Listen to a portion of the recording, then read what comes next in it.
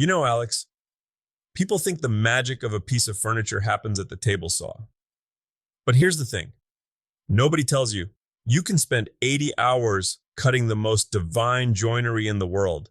But if you screw up the finish, it looks like a middle school shop project made of pine and regret. Pine and regret. Is that what you call your early work? Because I've seen the coffee table in your basement. Hey, that table is a historical monument to my overconfidence. I thought I could just slap some poly on it and call it a day. Ask me how I know that high-gloss polyurethane and cat hair are a permanent structural bond. Well, that's why we're here today. We're doing a deep dive into the secrets of the pros, the stuff Honey Badger, Katz Moses, and the folks at Woodworkers Source use to make wood look like it belongs in a gallery, not a garage sale. It starts where everyone wants to stop. Sanding. Everyone hates it. It's loud, it's dusty, and it feels like you're not actually doing anything. But if you think sanding is just making it smooth, you've already lost. Wait, hold on. If it's not making it smooth, what is it? I've spent hours vibrating my hands into numbness. You're creating a canvas, Alex. Professional finishing is 90% surface prep. If you leave a single swirl mark from a coarse grit, the stain or oil is going to find it, highlight it, and scream at everyone who walks by.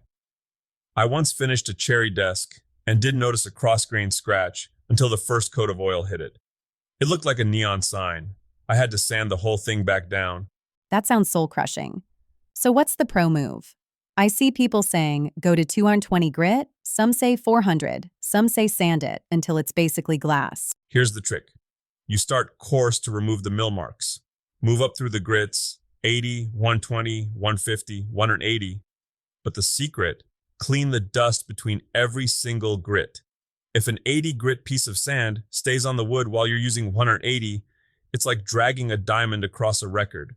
Okay, so we've sanded, we're dusty, we've probably inhaled a pound of walnut. Now we get to the fun part where we make it pop, right? Staining. Careful. Staining is the choose your own adventure book where half the endings involve a bonfire. Most beginners think stain is just paint's translucent cousin, but professional makers look at it as a way to tell a story. Okay, but what about the blotchiness? I've tried staining maple before, and it looked like the wood had a bruising problem. The maple malady, here's the thing. Woods like maple, cherry, and pine have uneven density. They soak up stain like a sponge in some spots and reject it in others. Pros use a pre-stained conditioner or a wash coat of shellac.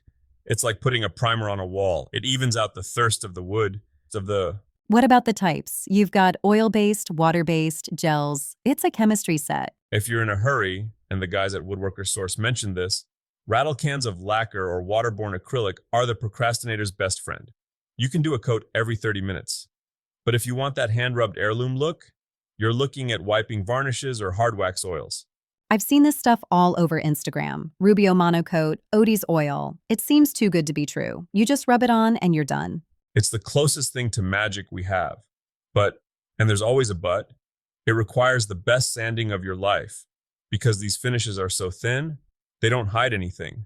They just celebrate what's already there. So, if I'm building a dining table that needs to survive a toddler with a fork and a glass of grape juice, am I still using a hand-rubbed oil? Probably not, unless you enjoy refinishing your table every 6 months. For heavy-duty stuff, you want something like a polyurethane or a wiping varnish like Armor Seal. It builds a film. It's a literal shield. But those take forever to dry. I've waited 3 days for poly to stop being tacky, while every dust particle in the state decided to land on my project. Welcome to my world. My workshop once had a no-breathing policy for 3 hours after a spray job. But that's why Wipe-On is the secret weapon. You thin the finish down, wipe it on thin, and wipe it off. It dries faster, and because the layer is so thin, the dust doesn't have a chance to settle in deep. That looks incredible. But what happens when it goes wrong? Give me a disaster story. I know you have them. Oh man, I was finishing a mahogany cabinet for a client, spent weeks on it. I was using a high-quality oil finish, but I was rushing. I didn't realize the shop was too cold. The oil didn't penetrate. It just sat on top and turned into this gummy, sticky mess that looked like I'd spilled maple syrup over the whole thing. What did you do? Cry? Briefly. Then I had to use mineral spirits to strip the goo off and start over. Ask me how I know that temperature matters as much as the technique. If it's too cold, the finish won't cure. If it's too humid, your lacquer will blush and turn white like a ghost. So basically, woodworking is just a high stakes weather report. Pretty much.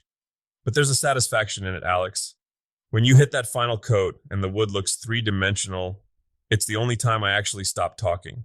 I noticed you didn't mention brushes. I see pros using everything from $50 Badger hairbrushes to pieces of old t-shirts. Honestly, a high-quality paper towel or a lint-free rag is what I use 90% of the time for oils. Brushes are for when you want to build a heavy film, but they're a nightmare to clean. Here's a tip for the listeners. If you're using a wiping finish, don't use your husband's old gym socks. You'll get lint in the finish that you'll have to sand out later. Ask me how I know. Poor Mrs. Tiger. Her laundry is never safe. Not even a little. But look, if we're giving a pro secret takeaway, it's this. Stop trying to finish the whole project in one sitting. Finishing is about thin, multiple layers. It's a marathon, not a sprint. So don't be a procrastinator, even though the Woodworkers Source blog says it's okay. Well, if you are a procrastinator, use shellac.